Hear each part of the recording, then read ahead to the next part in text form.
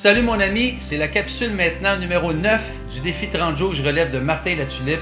Aujourd'hui, j'ai le privilège d'avoir avec moi quelqu'un qui m'a été référé par Tina Valente de l'Académie, une de nos collègues. Il s'appelle Sylvain Delisle, c'est un professeur de yoga, de méditation et dont l'enseignement, il veut se lancer de plus en plus vers l'enseignement. Il paraît-il qu'il est génial à voir en cours de yoga. Les gens, à chaque fois qu'ils vont à ses cours, ils partagent, puis ils reviennent, puis ils trouvent ça vraiment excellent. C'est merveilleux. Alors, sans plus tarder, j'aimerais qu'on accueille chaleureusement Sylvain. Comment ça va aujourd'hui, Sylvain Delisle? Ça va à merveille à Perry. Les lundis, c'est tellement génial. En tout cas, les lundis, les journées, c'est tout. Pour moi, c'est tout du pareil au même, là, que ça s'appelle lundi ou dimanche. C'est une journée où on a l'opportunité de vivre notre plein potentiel. Sylvain, notre temps est un peu restreint, fait que je vais t'amener dans le cœur du sujet. Tu me partageais tantôt qu'on recule 14 ans en arrière. Ta fille avait 10 ans, tu viens de te séparer de ton épouse, ta fille s'en va en Europe, tu te ramasses à l'aéroport, tu dis « Salut, bye-bye ». Comment tu vis ce déchirement-là? Puis qu'est-ce que ça t'a amené jusqu'à aujourd'hui en tant qu'homme, Sylvain? J'aimerais t'entendre là-dessus. Perry, je te dirais, même encore aujourd'hui, tu fais juste en parler. Et puis, j'en ai des frissons dans le dos. Et quand tu parles de 14 ans, c'est que demain, le 3 novembre, ma fille revient au pays à temps plein. Autrement dit, on va revivre ensemble. On va prendre un autre épisode de notre vie.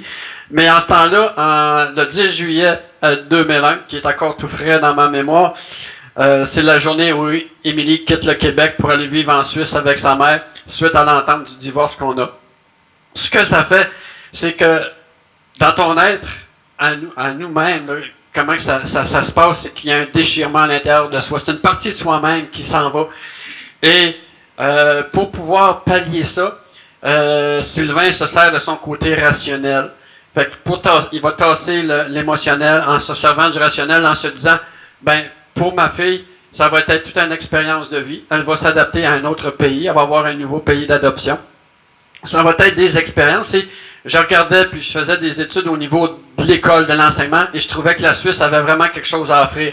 Fait que j'ai choisi ce côté rationnel-là pour tasser un peu l'émotionnel, sauf que ça reste, il était vraiment présent à l'intérieur de moi. Et avant que ma fille quitte pour la Suisse, quand on a décidé ça, mon ex-femme et moi, j'ai pris une résolution envers ma fille. Je me suis engagé à lui faire partager, à lui faire vivre le kinball en Suisse. C'est le sport qu'elle pratiquait ici au Québec depuis 2 ans. Elle adorait ce sport-là. Fait que pour moi, je me suis donné le mandat d'aller lui faire vivre ce beau sport-là, mais en Suisse, dans son pays d'adoption. Quand tu prends une décision comme ça, ben c'est sûr que tu vas poser des gestes. J'ai posé des petits gestes qui m'ont amené à suivre les formations pour devenir instructeur et arbitre au niveau du kinball. Et par l'entremise de ça, j'ai poussé la note un petit peu plus loin en ayant des contacts, communiquer avec la Fédération internationale de kinball, savoir s'il y avait quelque chose qu'on pouvait faire. Et quand les gens parlent de synchronicité, là, il faut vraiment y croire. Parce que moi, je parle avec cette idée-là. Je parle aux gens de la Fédération suisse et M. Demers, qui est le fondateur du kinball, me répond. Il dit justement, dans le Valais, on est allé faire un séminaire et ils sont intéressés, ils voudraient avoir quelqu'un pour leur enseigner le kinball. Il dit, regarde, ça tombe pas comme ça, là, du bing bang. Je fais une démarche et ma fille part au mois de juillet et moi, au mois d'août, je me retrouve en Suisse pour une semaine, justement pour aller enseigner le kinball. Sur l'entremise de ça, bang, je rencontre son professeur d'éducation à Émilie. Et on s'organise pour faire jouer sa gang au kinball dans la petite ville où Scalé qui était marin à ce temps-là. Sylvain, je trouve ça génial de t'entendre, puis juste pour nos auditeurs. Donc, en t'intéressant à la passion de ta fille, le kinball, et en prenant un cours pour devenir instructeur, tu te ramasses en Suisse 1 mois et demi, 2 mois après, grâce à ton engagement de te rapprocher de ta fille, te trouver en t'intéressant vraiment à son univers. Je trouve ça super inspirant de t'entendre. Wow! Ça nous a gardé notre lien très, très fort ensemble. Ça m'a permis aussi de faire plusieurs voyages là-bas. Et comme on disait plus tôt, ben, ma fille venait me visiter 2 fois par année, soit à Noël et soit pendant l'été. Fait qu'on on a gardé un lien. On s'est trouvé une façon de garder notre lien ensemble. On s'est rapprochés malgré la distance. Tu sais, souvent, on dit les gens, ouais, mais tu vas voir ton enfant 1 semaine sur 2. Non, c'est pas comme ça fonctionne. Moi, c'est pas 6 heures de route que j'ai à faire, c'est 6 heures d'avion pour pouvoir se voir. Fait notre évolution, elle s'est faite à travers ça. Pour aujourd'hui, on va se retrouver ensemble. Mais on a créé ce lien. On a tissé, le lien est beaucoup plus fort. Il y a une chimie qui est entre nous deux, une proximité, comme tu disais.